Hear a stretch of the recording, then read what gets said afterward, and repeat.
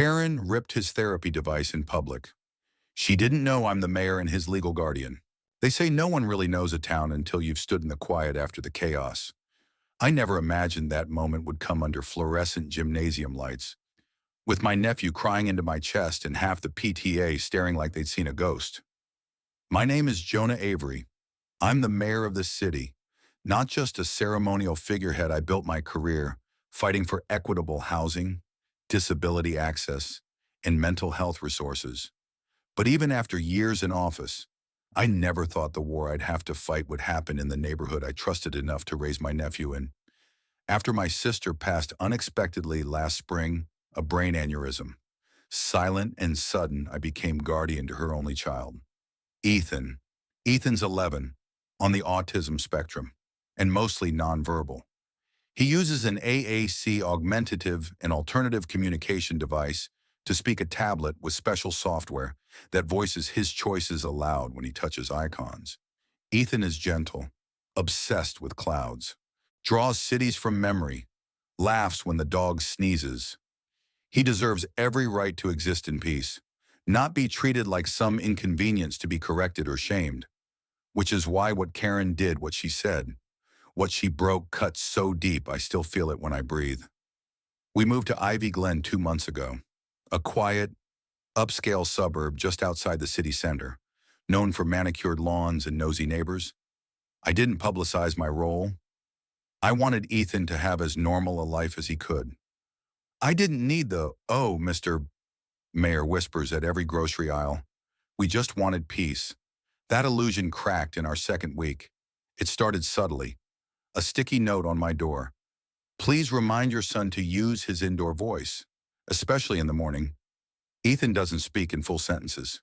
He sometimes vocalizes when excited, a rising coo, a happy whoop. Nothing aggressive, but clearly someone was annoyed. Then came the front porch visit. She didn't introduce herself, just marched up in a tennis skirt and HOA badge that looked printed off a 2002 inkjet. Blonde bob stiff with hairspray, perfectly arched eyebrows, voice coated in false cheer. "Hi, I'm Karen. I'm the acting president of the Ivy Glen Homeowners Association," she began, as if that made her queen of the realm. "We've been noticing some disruptions coming from your home, especially your nephew. He seems to be a bit loud." I forced a tight smile. "His name is Ethan, and he's autistic." Karen tilted her head like I'd handed her a riddle. "Right. Well, we just like to keep things quiet around here, especially in our park." Our park. Yes, the Ivy Glen Nature Trail. It's HOA managed, not public. It wasn't. I'd checked. It was built on city land with public grants, my grants. She had no legal authority over it. Still, I let it slide. I was trying to be neighborly. Then came the incident at the park. Ethan was walking our golden retriever, Comet, near the stream, collecting pebbles. I was sitting on a nearby bench, letting him enjoy the afternoon. Karen stormed up like a tornado in yoga pants. "This is not a therapy zone," she shouted. "You can't let your special ed kids scream here. It's upsetting other residents." Ethan flinched. He crouched and covered his ears. He tapped his AAC device frantically. "No yelling. I'm okay. I'm okay." Karen grabbed it and threw it in the mud. My breath caught.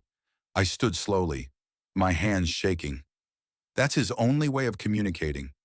What the hell is wrong with you?" Karen crossed her arms. "He doesn't belong here if he can't behave like the rest of us. Maybe you're just another bleeding heart parent who can't admit your kid's broken." My vision blurred, but I didn't raise my voice.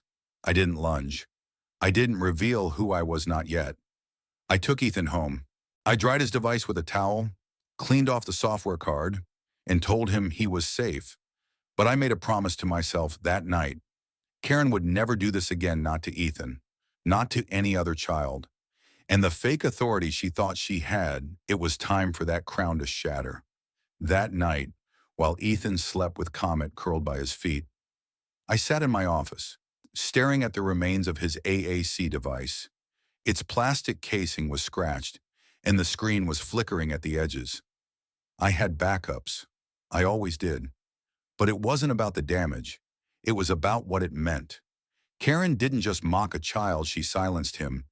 She exercised fake power in a real place of healing. And the worst part, people around her let it happen. Not one person had stepped in. The next morning, I filed a formal report with the city's Civil Compliance Division. Not as the mayor, as Jonah Avery, resident of Ivy Glen. I wanted to see what would come back. 2 days later, an inspector named Melina called. Sir, the Ivy Glen HOA isn't registered as a legal entity. There's no record of them with the city, the state, or the county recorder. I leaned back slowly. So they're operating as a private group. Melina hesitated. Technically, no. They're claiming to be a legally binding association, which is illegal without proper charter registration. If they're issuing fines, controlling land, or threatening homeowners, that's fraud. Karen wasn't just annoying. She was a con, and people were afraid of her because they didn't know better. Time to change that. That weekend, I walked Ethan to the Saturday Farmers Market, where the HOA always had their little white tent branded with Ivy Glen Preservation Society, which sounded like something pulled straight from a Hallmark movie. Karen was inside, sipping from a lavender tumbler and lecturing a young couple about approved garden colors. The man looked terrified. His wife looked ready to cry. I cleared my throat. Karen turned and instantly pasted on her artificial smile. Well, if it isn't Mr. Disruption himself, I smiled politely. Hi, Karen. We haven't been properly introduced. I'm Jonah Avery. She raised an eyebrow. Yes, I remember. I let the smile fade. You might also know me as the elected mayor of this city. Her smile cracked. I continued. You and your group are impersonating a legal HOA. I've confirmed there's no charter, no filings, no tax ID, which makes everything you're doing from issuing fines to regulating property criminal misrepresentation. Karen's face paled, but she recovered quickly. You can't prove I already did. I handed her a sealed envelope. That's a cease and desist from the city attorney's office, effective immediately. All HOA activities are suspended. Failure to comply could lead to charges. She tried to speak, but I raised my voice just enough for others to hear. Oh, and the device you smashed. That was an assistive medical tool protected under ADA law. You destroyed a means of communication for a disabled child in public. The young couple gaped. The vendors around us had gone silent. Karen hissed. You think you can scare me because you're some bleeding heart mayor? I stepped closer. No. I think you're scared because your days of bullying people who can't fight back are over. That evening, our neighborhood's group chat exploded. Screenshots of Karen's outburst spread like wildfire. A post appeared from one of her own board members, leaking documents showing Karen had been collecting membership fees from over 40 homes, over $18,000 in total, all unreported and pocketed. Her own allies were turning on her. It didn't take long for the media to catch on. Headline mayor's nephew targeted by fake HOA president, community in uproar. The next day, I was invited to the Ivy Glen PTA meeting. I hadn't planned to attend. I usually kept a low profile when it came to Ethan's school. But this time, I needed to speak. When I entered, holding Ethan's repaired AAC device in one hand and his small palm in the other, the room quieted. Karen was already there, red-faced but defiant. She stood. This is a witch hunt. He's weaponizing politics against a concerned citizen. A mother in the back shouted, You threw his communication device in the mud. Another added, My son's on the spectrum. You make it dangerous for our kids. Karen's lip curled. Maybe your kids should be kept inside if they're going to ruin the community experience. I walked up to the front and spoke into the mic. My name is Jonah Avery. I'm your mayor, but today, I'm just Ethan's uncle. And I've watched a woman humiliate, silence, and endanger a child she doesn't understand under the fake banner of community order. I paused. This boy is not broken. He is brilliant. And every time you mock him, you say more about your own ignorance than anything about him. The room erupted not with applause, but with raw, trembling silence. Even Karen sat down, and for the first time, she looked small. Back at home, Ethan used his device to say something new. Uncle Jonah, hero. I hugged him and cried, but I knew the fight wasn't over. Karen wasn't just mean, she was manipulative. She'd built a network of fear and control, and dismantling it wouldn't happen in one speech. It was time to go deeper. Karen vanished for 2 days. No HOA meetings, no suspicious porch visits, no patrols through the park with her clipboard in faux authority. It would have been peaceful if not for the undercurrent of tension crackling beneath Ivy Glen's pristine surface. People were waking up, but some weren't ready to let go of the illusion. On Tuesday morning, I received a call from City Legal. She's lawyered up, my city attorney muttered. Her legal team just filed a claim that you're retaliating due to personal vendetta and that the Ivy Glen Association is a voluntary community council, not an HOA. They called it an HOA in every newsletter. I said flatly, exactly. And we found something else. The line went quiet for a beat. There's money missing. A lot of it. She's been charging community upgrades to a private PayPal account, landscaping fees, parking permits, noise citations, over $22,000 collected in 2 years, and none of it documented as expenditure. I leaned forward at my desk. So it's fraud, wire fraud, extortion. It gets worse. Some of the fines were issued to families with disabled children, including you. I didn't tell Ethan. He wouldn't understand the depth of it yet, but I told him we were going back to the park as park. And this time, we weren't alone. That afternoon, we walked with 3 other families, Carla and her daughter June, who used a mobility scooter, Ramon and his twins, one with Down syndrome, and Tori, a quiet school librarian whose son had ADHD and loved to climb the willow trees by the pond. All of them had received Karen's infamous violation notices. All of them had been made to feel like intruders in their own community. We walked together, side by side, like a quiet army reclaiming our space. Karen showed up halfway through. She parked her Lexus halfway on the curb, stepped out in a blinding white tennis outfit, and marched straight toward us. Behind her was a man I didn't recognize, a balding guy in a navy blue polo shirt holding a Canon camera. A journalist, back again. Are we? She said, eyes narrowing on me.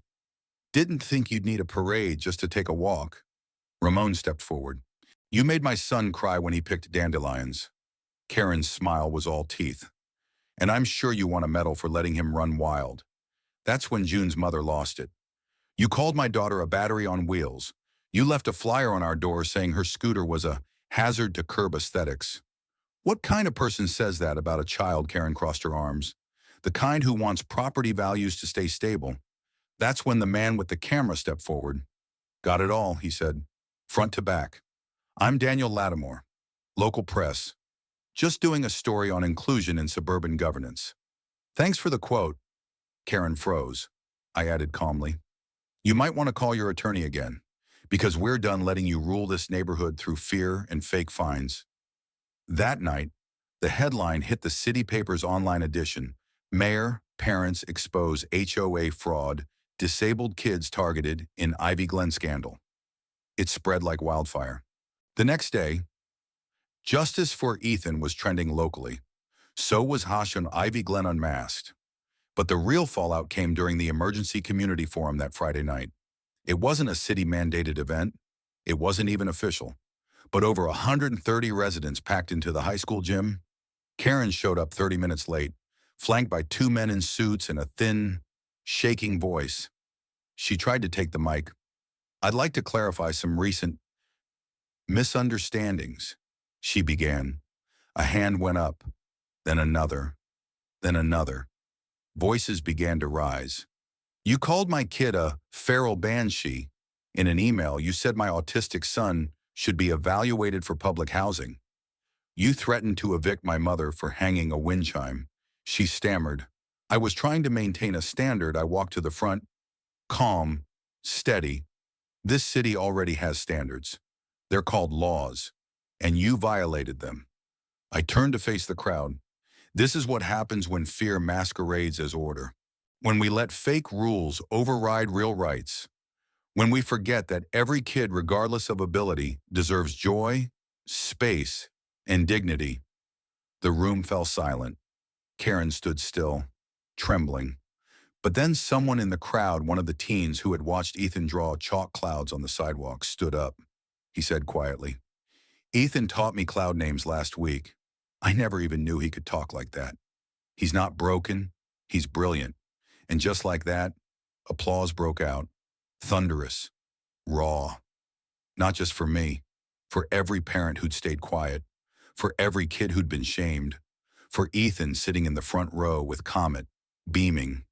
Karen backed away, eyes wide. Her mask had cracked, and this time, the whole city saw it. I don't think Karen ever imagined what it would feel like to lose control in front of a crowd that once feared her. But that night under the cheap gymnasium lights, in front of parents, children, and neighbors who had finally found their voices, she shrank. The applause wasn't for me, it was for the truth. The next morning, I received 2 calls back to back. The first was from the City Ethics Council. She's being investigated for illegal use of public land under false authority, multiple ADA violations. We're building a criminal case. The second call was from a local family law attorney I knew well. "You might want to check Karen's HOA documents from 2 years ago. We just uncovered something big." That evening, I sifted through the documents Karen had filed back when she first began Ivy Glen's Homeowners Preservation Initiative. Most of it was fluff, overly strict lawn regulations, limitations on holiday decorations, threats about approved flags. But then I found it, a digital memo from a 2023 email chain labeled Special Cases Noise-Exempt Properties. It listed 4 homes she had exempted from noise complaints, including one belonging to a local real estate investor who unsurprisingly sold her husband his business suite lease. I forwarded it straight to the city's fraud division.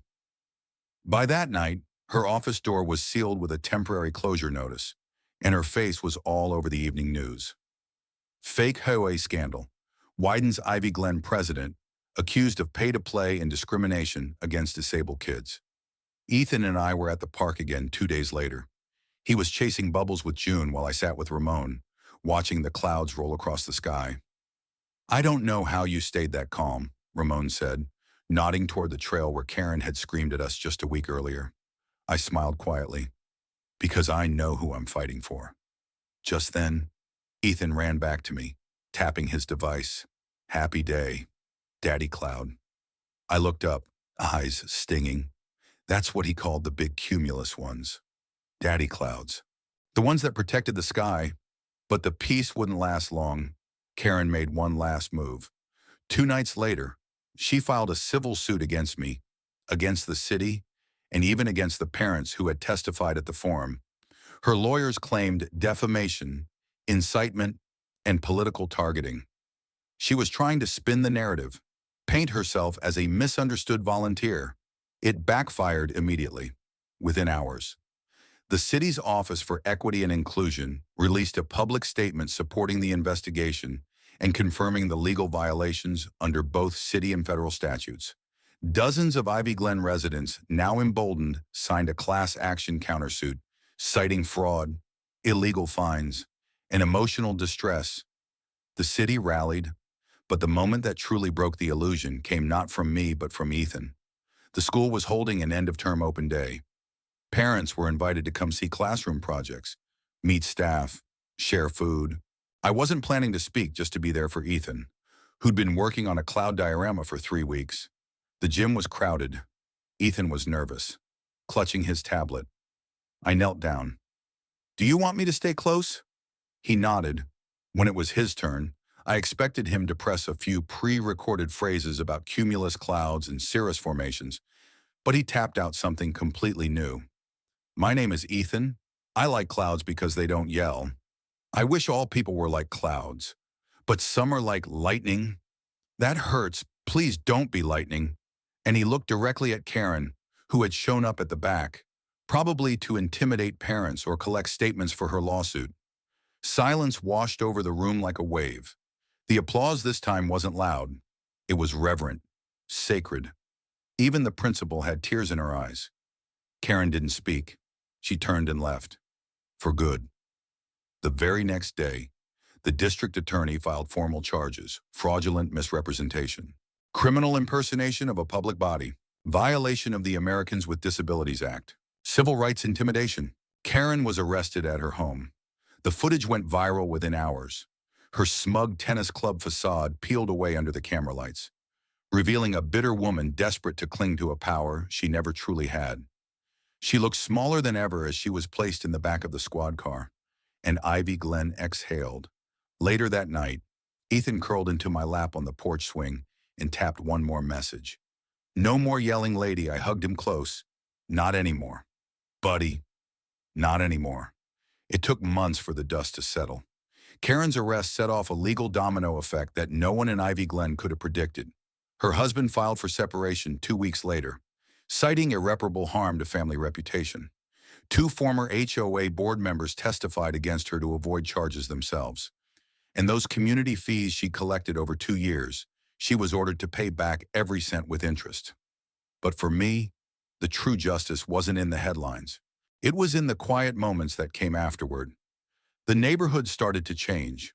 One morning in October, I stepped out to see something that stopped me cold. On every mailbox in Ivy Glen, north end to south, someone had placed a small paper cloud, hand-colored, with the words, "We see you." Ethan. My hands trembled. Ramon had organized it with a few other parents. They said it was a gesture of healing for Ethan and for themselves. It marked the beginning of a different kind of neighborhood. Not just quiet, but kind. City Hall worked swiftly to ensure what happened in Ivy Glen wouldn't happen again.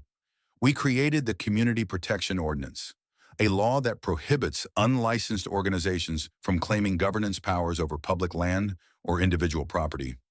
It also includes strict enforcement clauses protecting residents with disabilities from any form of harassment, public or private. The bill passed unanimously. I signed it into law with Ethan sitting beside me at the press conference, legs swinging from his chair, his cloud drawings taped behind us like a backdrop. Reporters asked what made the legislation personal to me. I just pointed to Ethan, because no child should ever be told they don't belong, especially in the very place that's supposed to be home. Karen pled guilty to reduced charges as part of a plea deal. Her sentence included restitution, public apology, and mandatory community service, specifically at local accessibility events and special education centers. When asked if I felt her punishment was too light, I said I don't need her to suffer. I need her to understand. That's justice. She released a written apology weeks later. It didn't change the past, but for some of the families she'd hurt, it mattered. For others, it would take time. Healing always does. As for Ethan, he's thriving. We got him a new AAC device, stronger, faster, with more voice options. His therapists say he's showing more confidence, even initiating conversations at school. Last week, he gave a short presentation to his class on cloud formations. He used his device to describe cumulonimbus as big and brave clouds. Then, to everyone's surprise, he looked up and said out loud, voice shaking but sure, like me, there wasn't a dry eye in that room, not even mine. That night, as we sat on the porch again, our ritual now, I asked him a question. Ethan, do you think people can change? He thought for a long while, then tapped out, if clouds can change shape, maybe people can too. And I realized then what I had failed to see before. This story wasn't about Karen. It was about the neighborhood she hurt, the children she dismissed, the fear she wielded, and the courage, quiet but unshakable, that rose up to stop her. We all live somewhere. A street, a cul-de-sac, a corner of a city we call home. But do we make room for everyone? Do we look past appearances, past comfort, past tradition to include those who experience the world differently? Or do we build walls of fake authority and hide behind rules that serve only the loudest? Share this story. Talk about it with your family, your neighborhood, your schools, because silence, like clouds, shifts with the wind. But justice is what we build when we choose to speak.